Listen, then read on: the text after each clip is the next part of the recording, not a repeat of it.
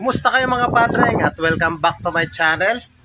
Baka kursunada nyo po mag-DIY ng dual LED contact lights. So yan ang gagawin natin ngayong araw. Kaya kung ang motor mo battery operated po yung kanyang headlight, mainam po ito na ikasa natin. Ngayon kung hindi naman battery operated yung headlight, maglalagay lang naman po tayo dyan ng switch. So kung kursunada nyo, huwag na natin patagalin at banatan na natin yan. At bago natin simulan mga padreng, syempre mangangailangan tayo ng battery, ng fuse, ng susian, switch ng headlight. Ito galing ito sa Rusi. Rinipair ko lang, sira na siya, na-repair ko pa. Yung Rusi na kapag nag-switch ka ng headlight switch, iilaw na yung headlight, kasabay nun yung kanyang taillight. So ayan, ginamit ko lang. Tapos ito yung ating switch ng ating stoplight. Tapos gagamit tayo ng dalawang LED lights, isang green at isang pula. Pwede rin naman blue at pula. Yung pula kasi kapag promeno ka, dun pa lang iilaw yung kulay pula. So ayan, so ipaliwanag ko muna yung flow ng ating kuryente bago natin simulan.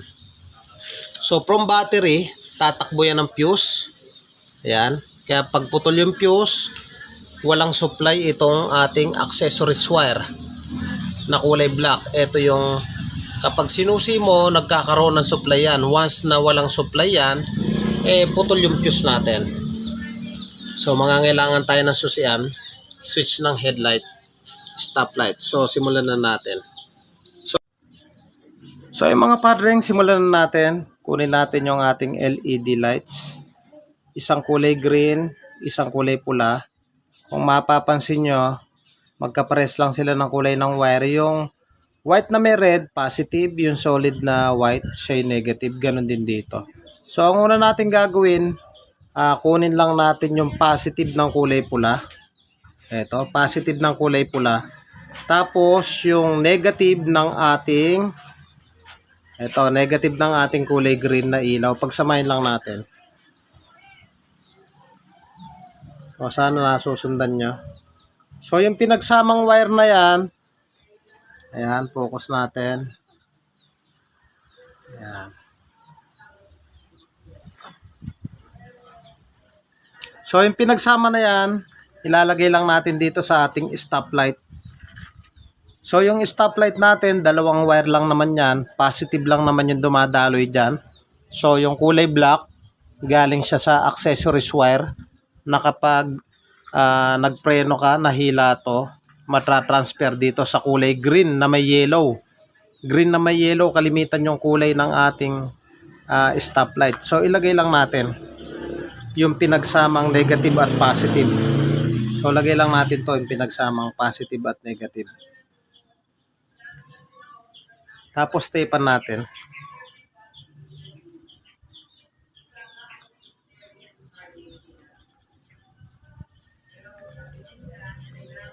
So yan, natapean na natin. So bali may dalawang wire pa na natitira. Negative ng ating red ng ating LED ang natitira sa kanya, yung negative. Kasi yung positive nito, sinama natin dito sa kulay green. So, ang natitira naman sa kulay green, ito naman yung kanyang positive. So, yung positive ng kulay green, ito, yung positive ng ating kulay green, pwede din naman kayong gumamit ng kulay blue. Ilalagay natin ito sa ating tail light. So, kalimitan ang tail light, lalo na sa mga China brand o Rusi, kulay brown siya. So, ito. Na kapag nag-switch tayo ng headlight, kasabay na yung taillight umiilaw.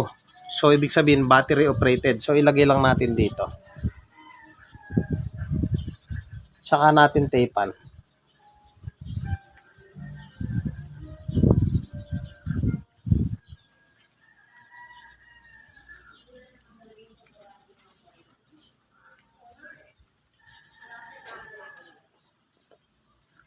So yan, i-tap na natin. So bali kompleto na yung ating green.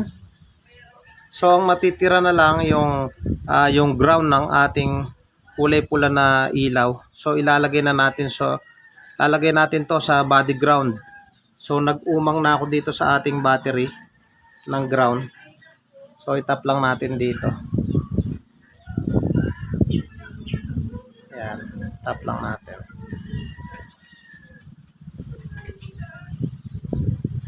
So ayan, malinaw. So ulitin lang natin mga boss para makasunod po kayo. So dito sa ating dalawang ilaw, umiilaw na siya kagad. Patay na muna natin yung ating susiam. Patay na muna natin yung susiam. So ulitin lang natin, dalawa po yung ating ilaw. Tapos kalimitan yung wire ng ating LED na ilaw. Ito yung white na may red positive, yung solid white negative. Ang ginawa ko lang yung kulay green tsaka yung kulay pula, pinagsama ko lang yung positive ng kulay pula tsaka yung negative ng kulay green, pinagsama ko ito. Tapos tumakbo siya rito sa ating stoplight switch. Tumakbo. Ayan o. Tumakbo siya. Okay? Tapos yung positive ng ating kulay green, tumakbo naman siya sa taillight dito sa kulay brown. Na kapag switch mo yung headlight, iilaw yung headlight tsaka yung taillight. Ito yung pinaka-supply nila. Tapos may natitira dito sa ating kulay pulang LED light. Yung ground niya, linagay ko lang dito sa ground ng ating battery. So linagay ko lang dito. So ayan na mga padreng, na-itap na natin. So sana nakasunod po kayo. So from battery, tatakbo yung kuryente dito sa ating fuse. Tapos tatakbo dito sa ating kulay red. Yung red, pag sinusi natin, in-on natin, tatakbo dito sa kulay black. Masusuplayin yung ating switch ng headlight, battery operated. Masusuplayin din yung ating switch ng ating stoplight. So ibig sabihin yung kulay black niyan ng ating stoplight tsaka yung switch ng headlight or taillight, nasusuplayan po siya ng accessories wire kapag nakasusi. So ngayon, i-try natin. Okay, try natin ngayon mga boss. So ang una natin gagawin, syempre para mapagana yan, magsusi muna tayo. Ito, magsusi muna tayo. Okay, nasusiyan na natin. Ibig sabihin, nasuplayan niya na yung accessories ng ating switch ng headlight tsaka yung ating stoplight. May source na po yan. So, itry nating mag-headlight tayo. Pag nag-headlight tayo, iilaw yung ating taillight. Iilaw yung ating LED na kulay green. So, try natin. Ito. Pindutin natin yung kanyang headlight. Ayun o. So umilaw na po yung ating kulay green. O diba? Patay natin. O ayan, nakapatay. So ngayon, nakapatay po yung ating headlight. Ito naman, try natin. Hilain naman natin tong ating stoplight. O tingnan nyo po, umiilaw yung kulay pula pag binabatak yung ating stoplight switch. Ngayon ang gawin natin, yung ituturo ko nga sa inyo, yung dual contact LED light. So i-on natin yung ating headlight. On natin. On natin. So ayan, nakasindi na po yung ating kulay green.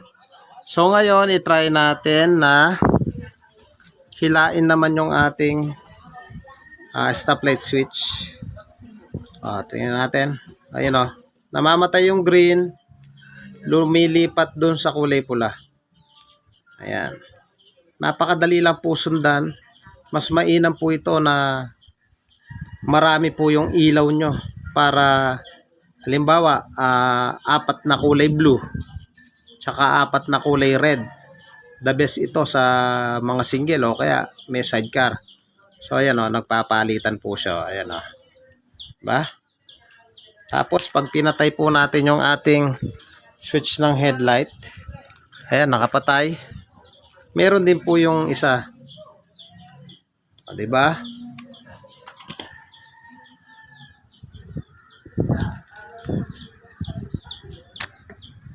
So, ayan o. Napakasimple lang sundan mga padreng. Kaya naman kung nagustuhan mo yung ganitong DIY na dual contact LED lights, huwag nyo pong kalimutan na paki-like at paki-subscribe. Pakita rin po yung notification bell para updated po kayo sa mga videos na ilalabas ko. Thank you po sa inyo. God bless at mabuhay po kayo.